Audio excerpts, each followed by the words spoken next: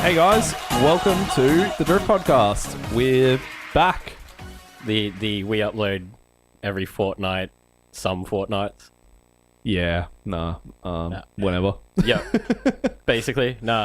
We do apologize for the very random upload schedule as of like probably the last month and a half. Yeah, I don't even think I've been doing like a Friday or Monday video at all either. Yeah, we have both been crazy busy.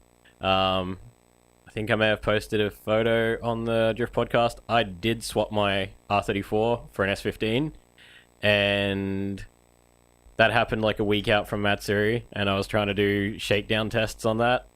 And then when we thought it was all good, we got to Matsuri and it didn't work out. I'm sure we'll get into that. But we'll get into that later. Then Trav also decided that ripping apart his perfectly working car to do wiring was a good idea. Yes, I'm a crazy person. And yeah, you should see his garage. It's quite impressive. There's a lot of just A86 stuff everywhere. Yeah, it's like an A86 bomb dropped.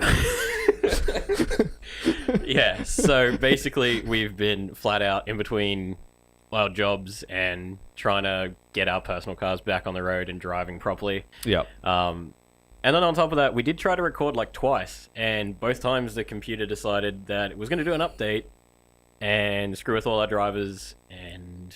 Well, it wasn't just the computer's fault. True. We did have a couple of people that we approached that said they were good to come on the podcast, and both have stopped replying on basically a couple of days before we were planned to record. I do want to say for anyone who is listening that may consider coming on our podcast in the future is please don't do that, because it takes so much effort and time to plan just time off for either of us to do this, that it is so difficult for us to plan an episode and then to have just a reschedule. Like, I can understand reschedules every so often, but just stopping replying is far from ideal. Yeah. And it just makes our life 1,000 times harder. Yeah, because like on top of that, like I have two jobs and Trav does this in his free time as well as like all his other stuff. You know, he's half auto elect, so. And here we go. Yeah, and I can't scroll back up. Kyle's already going on for my wiring job today. I can't scroll up, so we'll check that. But so you've been doing wiring today as well. Yeah. And yeah, my Matsuri was a shakedown, and then I shook it into the wall. It was pretty good. Yeah, so let's get into Matsuri, considering we've already mentioned it. It was a decent event, I think. Yeah. I mean, I didn't get to watch a whole lot. I got to watch 3 laps, and not even a single one on the main track. No. Thanks to you. Also, one of those laps was me crashing into the tyre barrier. That was, not the best.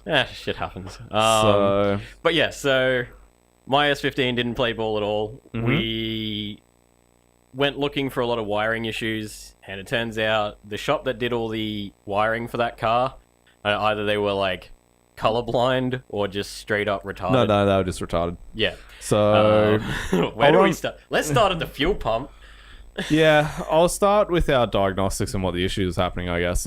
So what was happening, we were popping fuses. You were originally having fuel pump issues, though? No, never had fuel pump issue. The issue How'd was you get onto that was... You were just looking for what was popping the fuse. Yeah, so we thought, you know, because every time the fuse popped, the fuel pump would stop. So it was actually popping the main ignition fuse and ECU fuse.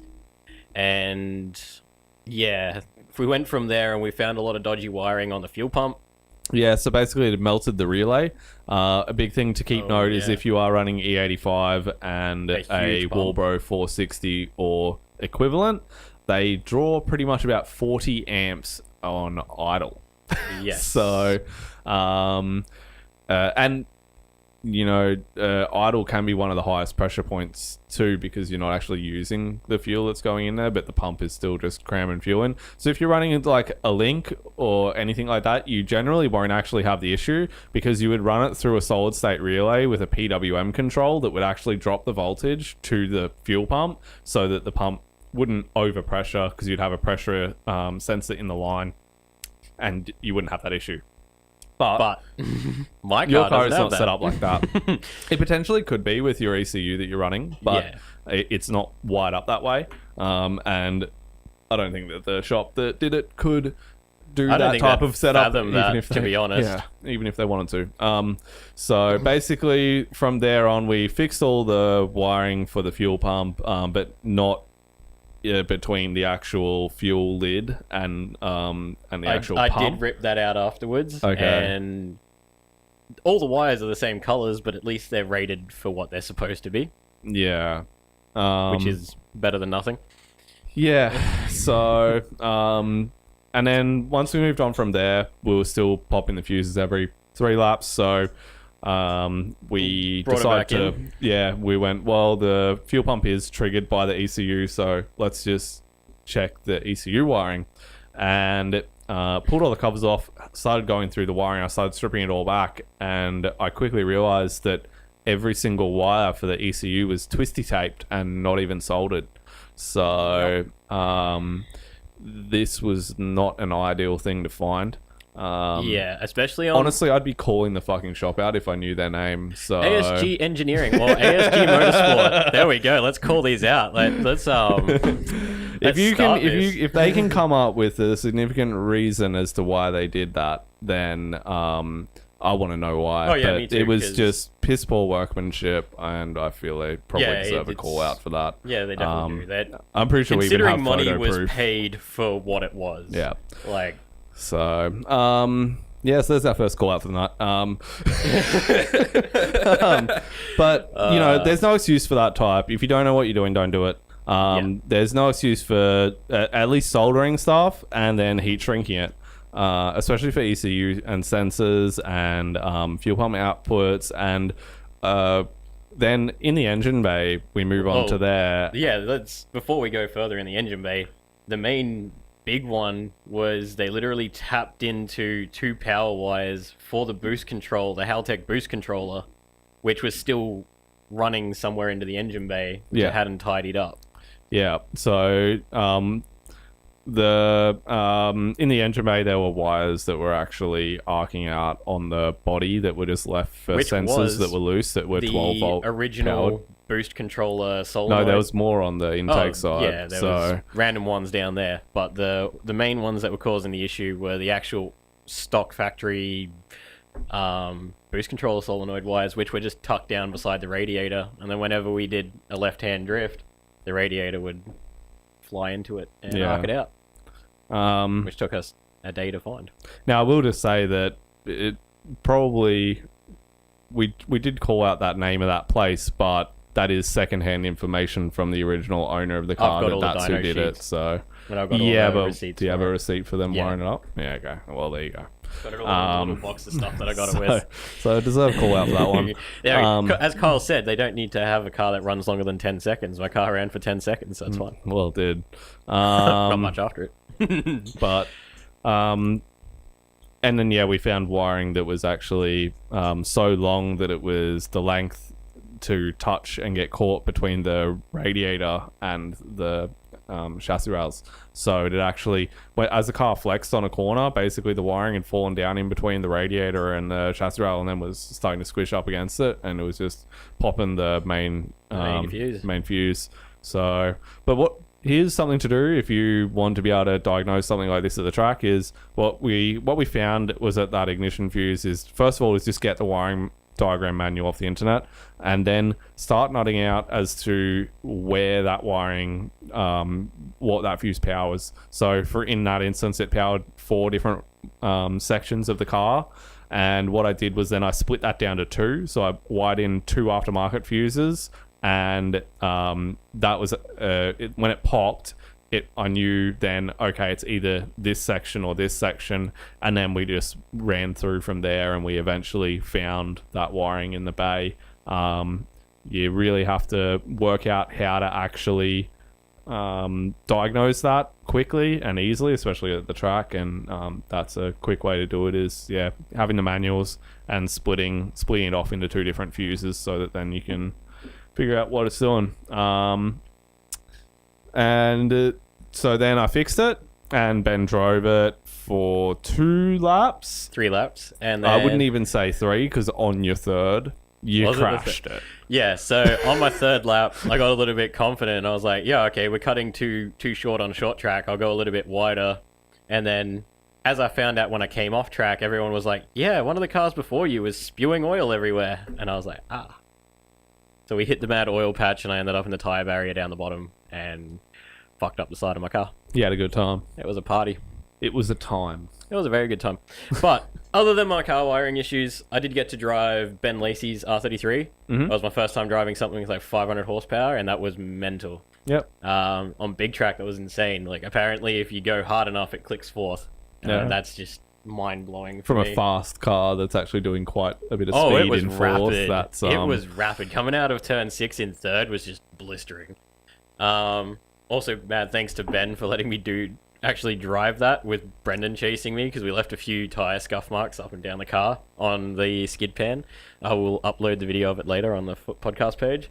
And also thanks to Brendan for letting me drive his car for a little while as well. So I did get some seat time, which was awesome. Like, very lucky to have some cool friends like that. But yeah, there was a lot of cool cars out there. The Car Make Revive boys were there. Wreckham, Team Basic, they all had like super cool cars. It was nice to see some like rad cars coming back to Matsuri and doing, you know, wild things. Yeah. And Ty was out there as well in his rad S13 with a new paint job. Looked absolutely sick. Yeah. I think it's smaller. Yeah, man. So Matsuri was pretty rad. Well, I want to talk about that a bit, because leading up to the last Matsuri, there was a bit of controversy as to whether Matsuri was dying or not. Oh, the last Matsuri. Yeah. Look.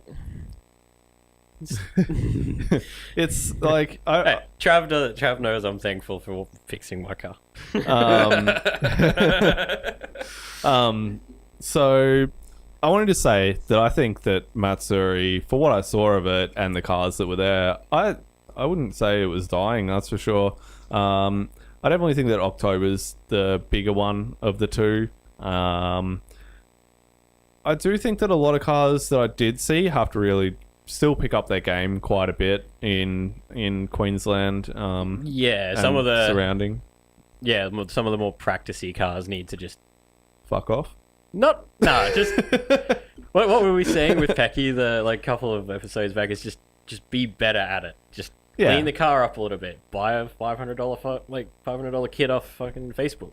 Yeah, go for it. There's not many excuse to making your car look as nice as Ty's. So you know, it's like even if it does have like a rattle can painted kit, my kit was rattle can, and it like looked almost the same color as the car.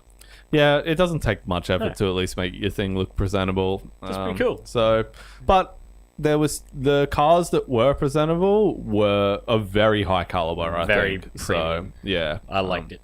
Yeah, so I don't think Matsuri's dying. I don't think there was much controversy really at that Matsuri. It was rad. Yeah. I mean, there's a couple of little things, but they're not worth mentioning. And so leading on to that, you've already mentioned Ben Lacey and Brendan. Yeah. You guys are Cypher. Yeah, we're our new team named Cypher after everything else happened with Ranger Style and whatnot.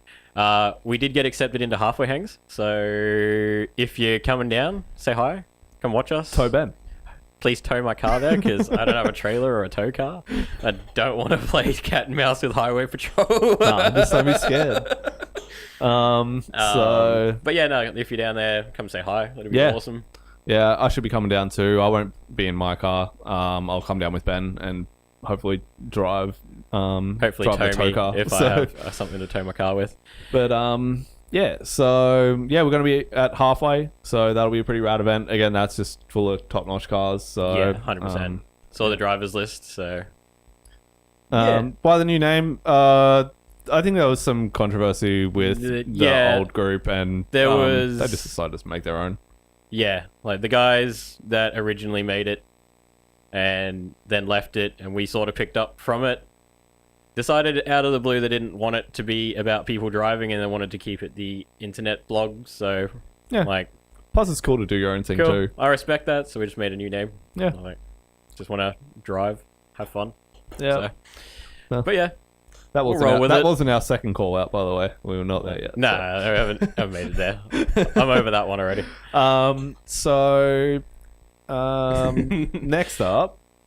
Oh, you can use a ute. There you go, man. Man. There you go. So now I just need to find a trailer and we're good. Well, you can hire a trailer. That's fine. Yeah, sweet. Oh, there you go. Hit up Minty Ty fresh. after. Thanks, man. So, next I want to talk a bit about, well, Time Attack. We'll keep it in Australia for the moment. Yeah.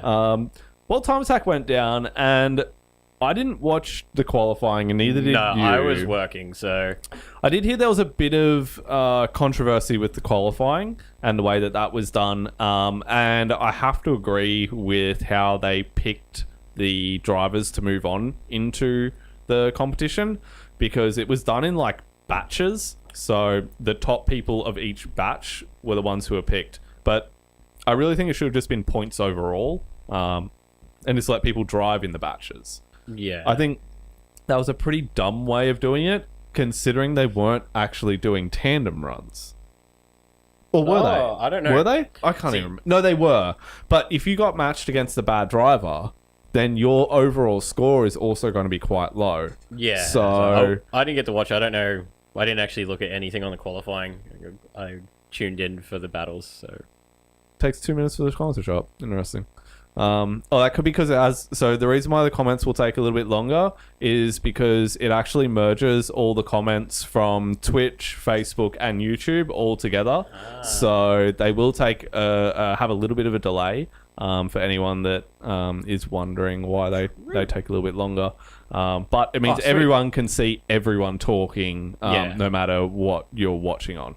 So, and if Australia gets better internet sometime soon, we'll be able to have faster comments. Yeah, probably not. But yeah, thanks, El. I'll hit you up later.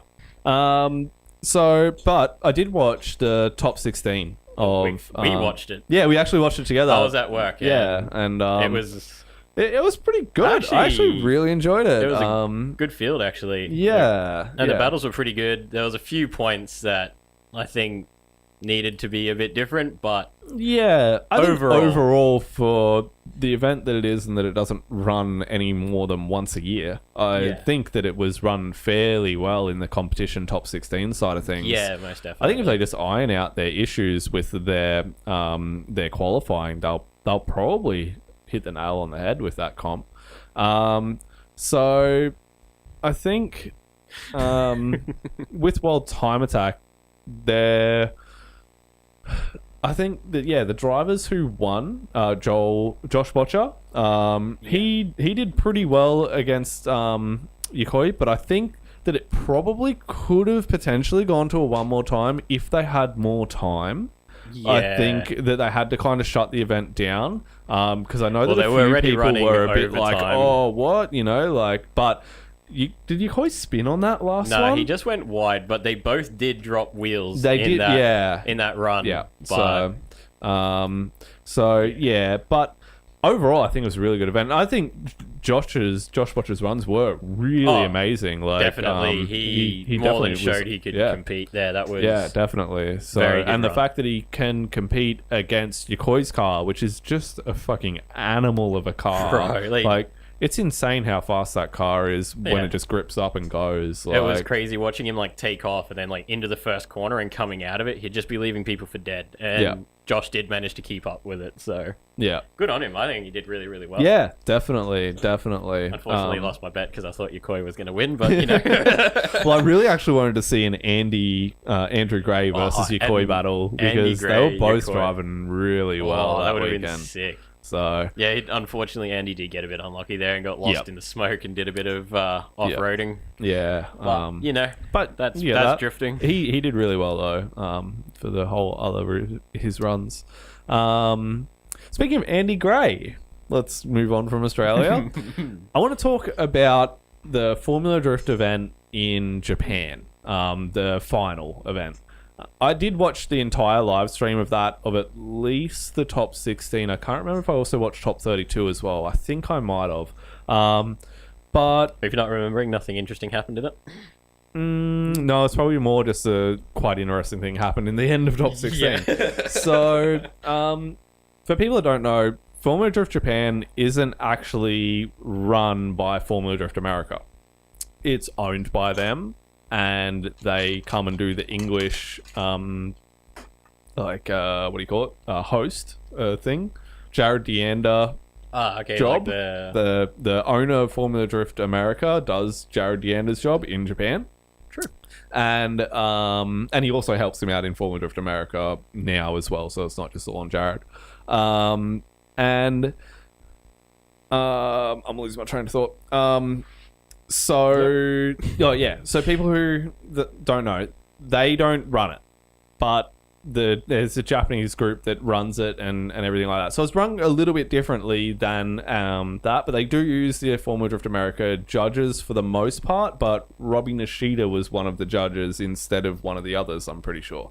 So, but if you're not interested at all in Formula Drift America, I do highly suggest actually watching and giving a go of Formula Drift Japan, because it's a pretty decent event, and the live stream's pretty decent. I think it's definitely worth a watch, to give it a try, especially next year. But basically at the end of that event, in the final four, I'm pretty sure if you look up the results, we have them. So it was in the top two. Kanji. Yeah, that's right. So it was. I did do a translate, but I can't. No, we only got one of the drivers' names. Oh, maybe I did it. Anyway, doesn't matter. So in the top two, it was Andrew Gray versus the other guy, and now the points difference for the championship for the whole year was 4 points different. Now, if you don't know anything about Formula Drift, you get 100 points just in your qualifying runs worth of points. So 4 points difference is absolutely nothing. And yeah, Alexi does host D1, not Formula Drift. 4 points difference is absolutely nothing, and that's what it was down to for these guys in the finals of this event. Whoever won that was going to win the championship, and that's a pretty big deal. Huge. Like, especially for a lot of these Japanese guys, and you could really see that with the emotions that ended up coming out from this. So basically what happened, Andrew Gray went up to the start line, and then the camera just pans over to the other driver, and he's sitting in pits in his car with his helmet on, visor down, and just staring at the dashboard. And everyone in the English speaking side of it was just like, what's going on? Like, why isn't he out there? And they were just getting drip fed little bits of information, and he was on his 5 minutes to fix the car.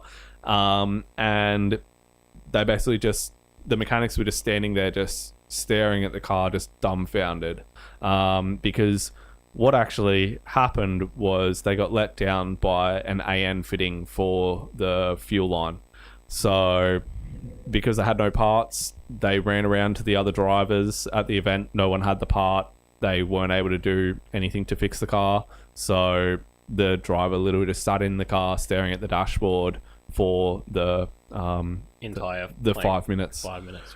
And then he continued to sit in the car and stare at the dashboard for probably further 10 minutes. With just head down, visor down, and it was pretty darn heartbreaking to watch this guy. And this is a Japanese driver who was also in the championship. And Andy was out there on the start line, and you could just see like it in his face that's not how he wanted to win that championship. Yeah. And everyone was so hyped because it was literally the two championship potentials were in the finals, and for it to come down to that was pretty darn heartbreaking, and I feel really bad for the guy. I'm pretty sure he's the owner of Weld, the JZX100 company, or at least the driver for them, but I'm pretty sure it's the actual owner. That really sucked. Pretty hard. Yeah, and then Andy just did his final run, which was basically just a buy run, just to make sure that his car actually works, and then he won the event. So, that really sucked to see. but you know, it's just how competition goes. Yeah. But if that doesn't say, like, make sure you have some spares. yeah, yeah, or don't build your car so there's so overcomplicated that you can't just patch it up at the track. Yeah. For competitions we're talking about, obviously. But even you were saying the guys that you went out with to that event that Tsuchiya hosted with that 2JZ, Yep. Laurel, like, they didn't bring anything. No. I think they brought they brought like a axles. couple little hand tools and some axles. Yeah. And they made sure they brought a shitload of springs to change their spring rates. Yeah, that's important. But like, yeah, like, that's But it. they don't bring spares. And how much power does that thing make? That thing's like 700 or so, 750, I think. Yeah, so they're out of a making J. 700 horsepower Yeah. in a Nissan. Yeah, with a J. With a J. Yeah, but everything else around it is Nissan. You're like, come on, guys. But yeah, like, I don't know how many spares these guys do bring to the track. Because yeah, that he was D1 driver, and that's all he brings. So it's honestly, I would really suggest people go and watch that. Is it Okabuyuki or Okayama? No. It's like, yeah. Anyway, It was the one 3 weeks ago. yeah, it was about 3 or 4 weeks ago, and watch that. It's worth a watch because honestly, the driving's really good. Yeah. The guy in the green S14 that starts with Matsu. He was in Noriara's video and he was Yeah. battling Daigo, and it was like one of the closest battles of the night. Yeah. And then everyone was saying Daigo was bullying everyone, because he does. Yeah. So, you know. yeah, he was there and he did super well. Like, all the drivers were really on point. They really are. Yeah. It's definitely worth a watch. So give it a go next year. I think even if you don't like Formula Drift America, I honestly think just give it a go. Yeah, definitely a lot better than the American series. Yeah, probably more relatable especially for us in Australia, I think. Yeah. Probably. So sticking with Japan, D1 Lights was on today. D1 Lights was on today, and that I do have a translation for, Yep. thanks to Noriara. Yeah, so Noriara was doing the commentary today as well for D1 Lights. Yeah, he Yep, was doing the commentary the whole weekend. He met with Red Memory. Boy. Definitely the best Japanese car YouTuber I there would is. love a collab with Red Memory and Noriara. That'd be awesome. Definitely just search Red Memory on YouTube and just watch all his videos. So yeah, have a good laugh. It's great. His I think we've said it S15 like more than different. once. Oh, it's amazing. Yeah, it's I wish my straight S15 out of was- 2002. No, So- buddy. I wish my car was that cool. So big congratulations to Masakazu. He won today's event, and Kojiro Mikua, who won the championship this year for D1 Lights. Awesome. So cool. They both have pretty rad cars, actually. Yeah. But yeah, no. There should be a live stream. I'm pretty sure that we should be able to watch Alexi was back hosting through. it, so Yeah. it should be up somewhere either on YouTube or Facebook. I'm pretty sure they do YouTube for D1. I'll probably watch it next weekend and I might give a recap next episode. But yeah, yeah, and then D1 is on tomorrow. Yeah, qualifying was on today and yesterday. Yep. So And Ue's S15 is just an animal. yeah. I want him back in an 8.6 because his S15 looks like a trophy truck. And That's what I wanted to mention. Okay. All right. It's fucking 2019. And do you want to know what came third in Formula Drift Japan? go. An A85. It's fucking 2019. Calm the fuck down, Japan. Yeah, we won't mention that. But yeah, an A85 came fucking. Oh man, if like you're reading this, you need to go back through the comments. We're not gonna comment on that. We're not gonna comment on that. I didn't watch it, so I'm not gonna comment. But yeah, an A85. It came third place, and it was fucking fast. That thing was fast. Yeah, that's rad. Yeah. So That's actually sick. yeah, welcome to 2019. So, yeah, Yep, I mean, yeah. fuck, I'd watch Formula Drift America if they put fucking A86s back in there. If fucking Japan can do it, then fucking America I can do know, the it. judges would probably just pick someone else in the field to win. They'd be like, nah, it's too slow. Alright, well, let's talk about that then. Call out Formula D America. That's it. We're calling out. It's All call right, out no. day. That We've was- fucking had enough. No, I've had enough of that. That was terrible. So, Formula Drift America. that was Oh, a Windale. roller coaster. Yeah. Straight up, I just want to say like a huge apology to Forrest Wang, who definitely deserved to win that battle, probably win the whole competition. Definitely deserved to win his second battle with him. He definitely deserved the first, and the second was just reinforcing that. But this, I can't put the blame on James Dean even a little bit, because he even basically hopped out of the car and was just like, why the fuck did I win? He's like, I don't know what's going on, but it's like I fucked up the same thing like 4 times. I don't know why, but I won. Okay, that was the general gist. What mode is in the 8.5? I don't know. I don't know. They don't tell that much. They probably did in qualifying or something like that. It's an NA4AC. That's what's in it. Best motor. But I don't know. It's probably like a J or some bullshit. I don't know. Something dumb. Something dumb. But dumb enough to fucking come third. So that's just full Ueo and slow. I know it's like Hibino 4H on NOS. Yeah. Keen. We need to go back. Man, mid 2000s was real. But yeah, so I watched the battles, and definitely not Dean's fault. It just felt like the judges were sitting there going, and they were telling him in between when they were changing tires, they were like, "Yo, we want to see you do this. Like, you're not doing it right." So give it to Forrest. And then I'm like, "You've just said the 2 things that he's done wrong in both battles, and that's why you're giving it a 1-1." It's like, no, that's not how that works. He straight lined half the track. The other guy won. Yeah, but and then the third battle was definitely Dean's. I won't argue with that, but it shouldn't have got to the third battle. Yeah, I think that's the biggest thing. Yeah, he more than proved in the first 2 runs, first 2 battles, that he deserved that. So I'll put reasoning as to why I think they ended up giving him the win. Aside from the fact that they wanted someone to get the fucking. Are we doing like conspiracy theory here? Or what? Because I feel like they just wanted to see... I'm trying to understand. Like, this is how I can explain in my mind as to how the judges came to the conclusion that they did. So, in that first round, where they gave him his first one more time, James Dean was really close proximity. Super close proximity. Lack of angle, but almost really close proximity. And I think it almost confused the judges, because they're like, well, he was right there, but his angle was like that. So, is that... And then they're like, well, let's just give him a 1 more time and see if he fucking fixes it. And they told him what the issue was, but they're like, your driving was on point enough to give you a 1 more time. Then I think they've gone to do it the second time, and he's done exactly the same thing, and they've gone, fuck, we gave him a 1 more time for the exact same run just before.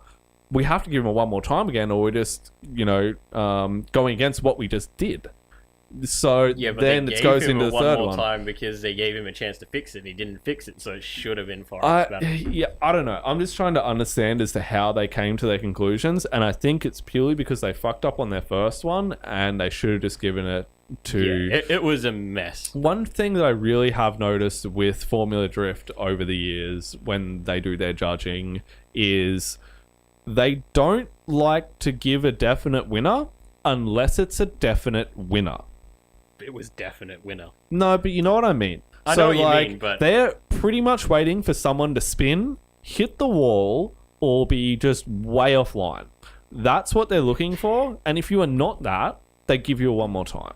Yeah. That's what I've noticed over the years. I've watched a fair decent amount of Formula Drift America, and that's what I've noticed. I don't know if other people agree with what I'm saying. I don't watch it. So. That's what I feel, and whenever something's a close decision, they're just like, fuck it, just a 1 more time. Like, let's see if one of them fucking smashes the wall and writes their car off. Like, that's fucking that's pretty much how I see a lot of their judging. It's like shotgun judging, and trial by fire. Like, I don't overly see that though in Formula Drift Japan. And I think it's because Robbie Nishida's doing the judging there. Now, fucking conspiracy theory right here. But I think they were prepping him to replace this judge who just quit at the end of the season. I think they were prepping him in Formula Drift Japan to go over and do Formula Drift America. So I have a feeling that we're going to be seeing Robbie Nishida as a judge next year in Formula Drift America. And honestly, I'll be stoked with that. He's an ex-driver. He knows his shit. He's an 86 owner, A86 owner, and he's just a rad guy. So I'm pretty stoked if he's the one who will be the judge, and that's my conspiracy theory for the day. Is that's who's going to be the next judge for Formula Drift. I feel like my conspiracy theory of the day is basically they wanted someone to win 3 times in a row, 3 years in a row. I think that really played on their heads as to why they gave him that first one more time as well. But it is what it is, Rob, you know. I also but feel you want to like know who I feel even worse for?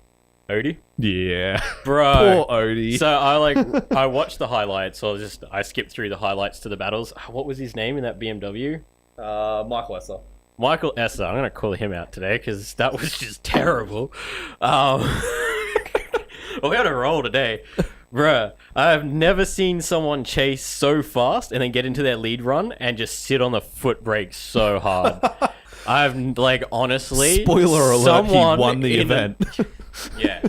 I have never been so upset watching a recap video in my entire life. I will say... I didn't actually... Like, I had it on, but I was only listening to the audio for that one, so...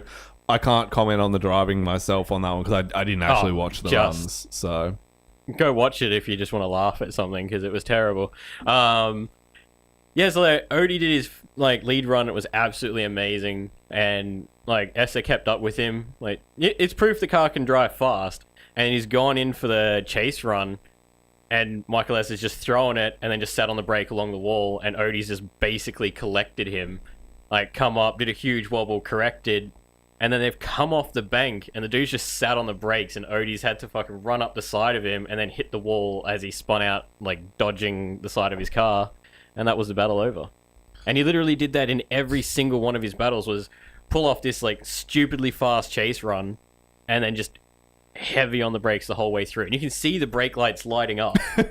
It's not obvious. Even hiding They've got, the LED strips on the windows, and he's just, on the brakes, and you can watch it in the video. It's just bush firing going nowhere, and everyone that was chasing him's come barreling in behind him and gone, oh shit, and then almost crashed into him. So that's probably his strategy, and I don't like it because I feel like it's someone drifting an 8.6 probably would have been faster around that bank. I'm sure that fucking James Dean straight lining was faster. Oh, 100%. Yeah, it was. I mean, good on him. Congratulations for winning, but I didn't agree with the way it happened. Yeah. And even the judges said it on the live stream. Really? They were like, oh, he's not going very fast. I'm like, yeah, no, he's not, because he's on the brakes the whole way around the track. Yeah. So, you don't know if... So I will say one comment. That wasn't his car. No, it was his car. Huh? It was his car. They were testing it. They said at the end when they were interviewing him. No, that was his car. Oh, maybe that was for some other reason. There was a new setup in it. It was something different about it. I'll have to watch it again then. They should have had it with, they said they were testing it in qualifying and practice and all that. Right. Which means they should have it more than down by the time it got to the finals. Fuck knows. But anyway. But yes, anyways, that was my Formula Drift rant for today. Yeah. Look. I don't think it was that bad an event. No. But their tracks are damn boring. I don't like Irwindale. I don't really know why people go mental over it. I like Long Beach. Long Beach is entertaining. And I really like Atlanta. That's probably my favorite track because they come damn fast down that hill. And there's one more that I do like as well, but their NASCAR tracks are just fucking eh. So, but who won? Who won? Who won that event? The event? Michael Esser. No, I mean championship. Sorry. Fucking James Dean, obviously. Oh wait, no, fucking who was it? Who the fuck you on about? No. What is his name? Esser didn't win. He did. No, he didn't. What are you on about? Fuck, he didn't win. You dickhead. He won the event. He spun out in front of. I don't fucking know. I wasn't paying attention, obviously. You told me about this. This is the whole reason I watched the live stream. Who won? Oh. I can't remember what happened dinner. It was an hour ago. It was Kengushi that one, wasn't it? Oh, you're right. You're right. You are right. Congratulations to our man Kengushi, who finally Yeah, pulled no, on he point. did drive fucking on point. He was yeah. amazing. Yeah, no, I did forget about that. Damn. Yeah, no, Michael Essa didn't win. He won Yeah, no. the battle that he shouldn't have won, and that's what. Yeah. Yeah, no. Spoiler: he got to the final. Yes. So, NASCAR. no, Ken Gucci, fucking awesome Killed it. dude, awesome driver, and he was really stoked to have won that event. He was the real winner of that event, like for the fucking championship, everything. He was the winner, and his attitude was the winner too. So Yeah, just top dude. His interviews were great. He's Yeah. just like so hyped Yeah. after everyone. Yeah. He like gets in and goes like, "I won." Nah, he's a fucking cool dude. And super stoked for him. Yeah, I just want to see an OD Gucci final. That's what I really want to see. We've been rooting for OD all year, I think. Yeah, dude, he's a rad dude. I was like actually getting to see behind the scenes of his workshop was amazing too. Yeah, Like, dude's yeah. real Does some switched awesome on. suspension work and So- awesome dude. Overall standings for 2019 was James Dean, Asbo, and Asbo. Odie Kim. Arspo. Yeah, cool. Brake check master. And And Odie pulling up third. wow, really, that sucks. He probably would have done pretty fucking well. He's just In had that standings. terrible luck, but I'm happy he made the podium. Yeah. Does it say how many points he actually got or not? No, it doesn't say. But anyway, what else has happened? There's Back to South Australia, my hometown. Don't go there. Don't go there? No, it's not that bad. DCA Mount Gambier happened, and that was pretty wild. If you haven't seen the videos, go check out Adam LZ's channel and Luke Finks. There's a lot of cool footage from that event. Super rad drivers. Got pretty wild. There's a lot of damage, but yep. yeah. Shout out to Cam Martin, who came first, Ricky White, who came second in the Cash Kings. in the Cash Kings. Adam came third. But yeah, no, Cam Martin's awesome. Got to drive with him when he was up here for the Adam LZ event last year. Or was it this year? No, it was this year, wasn't it? Yeah, it was this I year. can't remember what happened now. This year. Yeah, awesome driver, and he also won the Vic Drift champion. Oh no, he didn't win. He won the last round of Vic Drift last night. So congratulations to him. Did really, really well. Yeah. And obviously the DCA Tasmania was on today as Which well. looked wild. It was like super wet, and track was really slippery. I haven't watched anything from it. I've been busy all day, but If you want to see Luke Fink do a kickflip off an embankment, go watch Adam LZ's video. nice. It's hilarious. He does Nice. tries to do a backy and hits the embankment. It's quite entertaining. Cool. Just rad, entertaining driving as always, pretty much. Yeah. Yeah, that was pretty rad. Yeah. What else has happened? Pecky's full drift trip. He it's had all- a bit of fun at rally, and all three of them basically fucking smashed their cars within the matter of fucking half an hour. That 8.6 did not fare well. I didn't get to see the 8.6. Oh. I missed out because I meant to watch it and I just didn't. I've just been busy. Yeah, I'm pretty sure it broke the knuckle off the coilover, I think, from memory. Ooh, that's a good time. Yeah, it was guard on wheel, so it was not a good time. Nope. Hard So out party. yeah, look, if you go drive at rally, especially if you've never driven before, Hence why I want to bring a trailer. fucking just be careful. Rally is not well known for their upkeep and maintenance, and and they also hosted the World Rally Championship event there. So they have these lovely yellow concrete bollards, that were used for the timing of that said rally event and They the just never rally at removed rally. them? And it is rally, not Rayleigh, or however fucking retarded way Can we you have fucking we should say have it. like a fight in the comments right now because this So, will be interesting.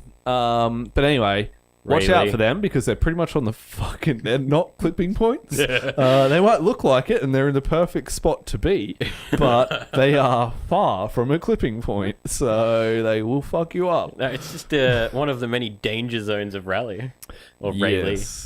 Yeah, rally. And yeah, so but it is a pretty rad track and it's worth driving. if you've never driven it before, and definitely give it a go. But just be aware.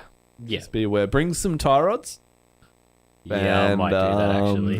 That's a good point. Yeah, bring tie rods I because have it will nothing fuck for this tie car, rods up. Yeah, and probably bring another set of wheels because if the potholes are as bad or worse than the last time I was there, then fucking don't bring your 19-inch VSKFs. So Keen. fucking Kyle. Right. Calling out Trav now. But yeah, then he got to drive down at he went to the Bend, didn't he? Tailem Bend? No, I don't think No? it didn't go that far down. Didn't go that far down? There was an event can't down at remember. Tailem Bend that I meant to look up, and I completely forgot. Yeah. P-Peg's not here. Normally he's here. He would have told us. But anyway, definitely go watch his videos, and yeah, it's worth a watch. Definitely worth a watch. Most definitely. I found the rally one quite entertaining. But And final bout Japan happened, which was pretty cool. A typhoon happened, not cool. yeah, a lot of people struggled to get there. Yeah, with like the roads being I blocked. had a few people on Facebook and translating the Japanese as well as it could, and they're like, on our way, and then it was just like roadblocks everywhere. Like, and they're oh, like, fuck. then it was like, 3-4 hours later, it's like, oh, sorry, we're not going to final bout. We had to turn around, and I was like, oh, Yeah. that sucks. Yeah, so it was the worst typhoon to hit a certain area in over 100 years or something. Yeah, it was pretty Yeah. wild. So, but Auto Factory Realized did release a video. Part 2 was supposed to come out yesterday, but they're like us and upload every 2 weeks sometimes, and all that. So just be patient with them. They're upload rad content. But yeah, definitely check out Auto Factory Realize for the content on that one. Yeah, a good laugh. So Yeah.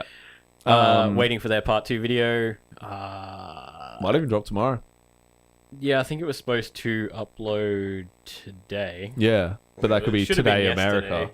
That could be America Sunday, which is Yes. tomorrow. And where was that other video? There was another one that uploaded. But yeah, they're rad guys. Definitely worth checking out their channel as well.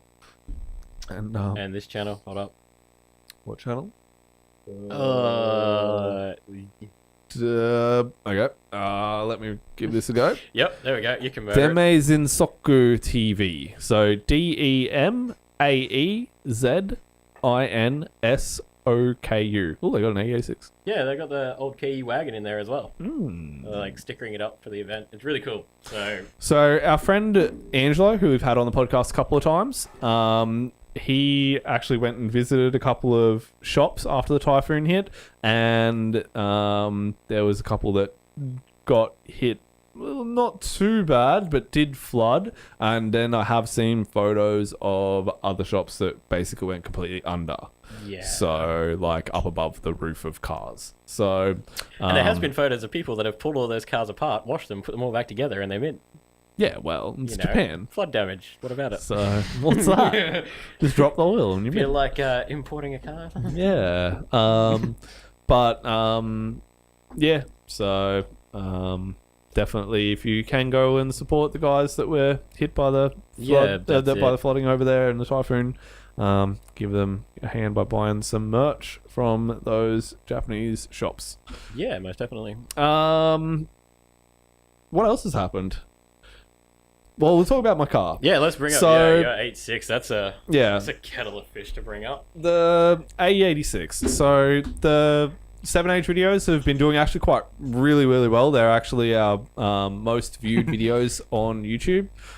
They won't be our most viewed on Facebook, but they are our most viewed on YouTube by quite a margin. So I'm really glad that they're doing well. For people that don't know, I actually filmed those probably about 8 or 9 months ago, I think. And we just had them about that, yeah. Yeah, and well, the two that were filmed. We actually started it as a joke. We were like, oh, okay, we'll just do a couple episodes on a 7A. And then it just kind of And then sat everyone- in my videos folder for 6 to 8 months. Yeah, and then we uh, uploaded one because I think... We just ran out of shit to upload. Yeah, we ran out of videos to upload, and because I worked 2 jobs, Yeah. and I didn't actually get to come over and film some stuff, Trav put that long one together, Yeah. and we actually received quite a few messages over it. Yeah. So I've had people hit me up from Norway, I'm pretty sure it was, and a couple of other places in Europe and America, from building the 7Age and stuff like that with questions. So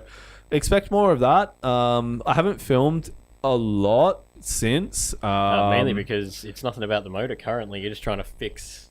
There will be a big overview and of the motor and what we've done since the last video, but what I've been focusing on at the moment is body looms. I don't know Back to wiring. if people want to know more about wiring. I can do videos on it, but just expect that it is going to be quite boring if you're not interested. I've seen some wiring videos blow up on YouTube, but I've also seen lots of wiring videos that just Have get 13 views on them. Yeah, wiring, it's not hard. You just got to know what you can actually buy off the shelf to help you and what tools are the proper tools, and then just have a general understanding of how power flows in a 12-volt circuit. And you're pretty much meant. So what I'm doing at the moment in my car is something that I would never recommend that anyone ever does to their A86 ever. And that is delete your factory fuse box and put in an aftermarket relay and fuse box. The one from the engine bay I'm talking about. The one from the engine bay, it runs your headlights, your engine, EFI, hazards, radio, dome, and it has 2 more relays in there. I can't remember. Were they for the cruise control and stuff like that? No, so I actually found out that there was cruise control, but only in American models. It's a US only thing. And do make sure you are looking. So I've gone through the wiring diagrams of both models, the US and the European, and Japanese, which is what we got. We'll get to that. Yeah, buddy. So the difference between them is there's actually different colored wiring. So if you do have an A86 and you are listening to this, don't just assume that you can go off what a forum from a different country is saying to do for the wiring, or whatever document you find off the internet.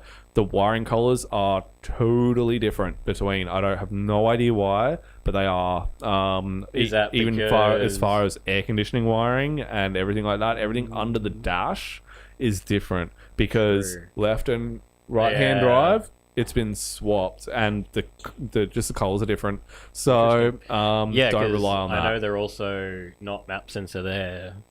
Their flow meter. Yeah, but I'm not even talking about engine side of things. I'm just talking about body is different. Different so there's things. a lot of difference. Make sure you know what model yours is and that you have the correct manual for it. But basically, never remove that factory engine bay fuse box. It's about yay big and quite thick. It's a thick boy. But it doesn't fit well under my dash, so I decided to minimize it. You are trying to retain aircon and everything as well, so there was a reason that why you pulled yours apart and did what you shouldn't do. Now the other thing is fucking air conditioning runs off a separate fuse box and relay box, but we'll get to that. But the tricky thing that Toyota did with the factory fuse box is actually a 3-layer circuit board in that fuse box. So to pin it out, you actually have to completely pin it out with the multimeter on each pin and verify that you've got it where you need it to be, so you can map out your inputs and outputs out of that fuse box. I've done it. I've spent the last 3 weeks doing it, and it's not fun, and don't do it. Yep. So but I've managed to get, because I've been on the other end of the phone while you're doing it. But I've managed to get the factory fuse box to about yay big, about half the size and half the thickness. So, and it's full of brand new ultra micro relays and micro relays and mini blade fuses. So it's just very minimized, very small, and I actually found a few issues, and that my factory wiring was drawing too much current. So when you're doing EFI conversion on a non-EFI 86, if you look in the manual, the fuses are actually rated higher for when you're running an EFI car because you're drawing more current to run the EFI versus the carby, and it it had actually melted the fuse, so the fuse holder, so from the 60 amp fuse. Oh, mine's done that. Oh, has it? Yeah, well, that's why. Yeah, I just ignore it. Yeah, all right. I'm all about the driving, man. Oh, yeah, nice. You can fix it when it breaks. Huh? Yep. So My go-to. But yeah, I've managed to minimize all that down. It should be pretty tidy, but I don't recommend anyone ever does it. So unless you have to, it's just not fun. And don't just assume that it's going to be an easy job, because it's not.